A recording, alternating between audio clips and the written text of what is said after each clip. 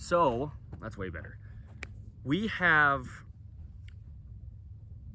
the top of the feet being just as important as the bottom of the feet. You can focus on the shoe soles all you want, but if you're not focusing on the shoe lacing on top of the feet, well, that's half of their function as well as the bottom of the feet being half of their function. So what happens is we've got shoes laced all sorts of different ways.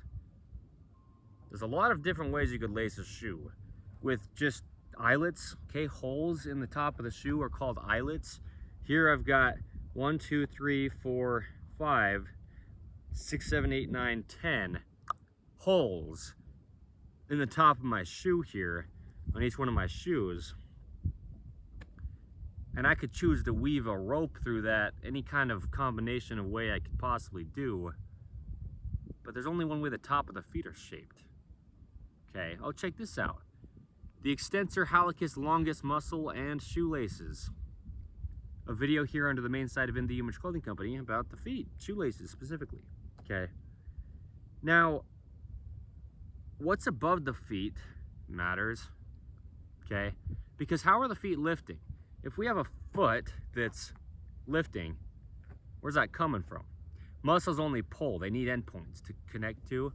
You can only pull from somewhere to somewhere, or you can't pull, okay? We lift the arm at the elbow joint by pulling from the elbow joint up to the shoulder, okay?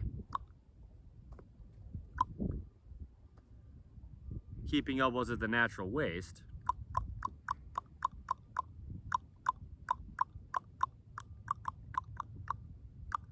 A video here under the main site of In The Image Clothing Company. The elbow is the shoulder. They're connected to the immovable bone of the upper arm bone called the humerus, okay? So the elbow's at the natural waist, which is above the hip bones but below the lowest ribs, is the shoulder at its neutral height, okay? The natural bend in the knee. A video here under the main site of In The Image Clothing Company. The natural curve in the spine. A video here under the main site of In The Image Clothing Company. If we're gonna have a natural curve in things and a natural bend in things, things have to be able to work natural. If you can't even lift your foot naturally because you've just taken a rope and weaved it across the top of it in a way that's not the way the top of the feet are shaped, and then every time you lift your foot off the ground, you're lifting the rope off the ground and the shoe that the rope's connected to, okay? We don't really realize that, I don't think, as most people. I'll say this, speaking for myself, I didn't really think about it. We lift the shoe off the ground from the top of the foot every time we take a step. And what's determining how that's happening? The shoelace, okay? A rope is all it is. So, no stretch, okay? Ideally round, shoelaces.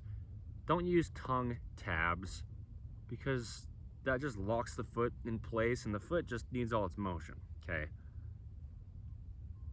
That little tab in the center of the tongue of the shoe that you can put the laces through, if it's in your shoe designs from any brand, don't use it, okay? Don't let me tell you what to do, but don't use that. Don't do that. Don't do that. Don't do it. Don't do that. Don't do that. Don't do that. You know, the neutral pinky toes and the neutral pinky fingers. There's a video here under the main site of In The Image Clothing Company titled The Pinky Toes and the Pinky Fingers. The pinky toe is straightforward. We have different length toes. Okay, the pinky finger is straight forward, if you will, straight out from the outside of the forearm. We also have different length fingers. Yeah, and they wrap evenly around our thumbs. Okay, an open palm and internal rotation. A video here under the main site of In The Image Clothing Company. Yeah, when we grip an arch, the pinky toe is straight forward because then we roll evenly off the ends of our different length toes. We've got different length toes. I'm gonna take my shoe off. My boot, Zero Shoes, Ridgeway model boot. I'm gonna take it off. Okay, right now, for a bit at least, I'm gonna show you my different length toes. I'll keep my sock on, but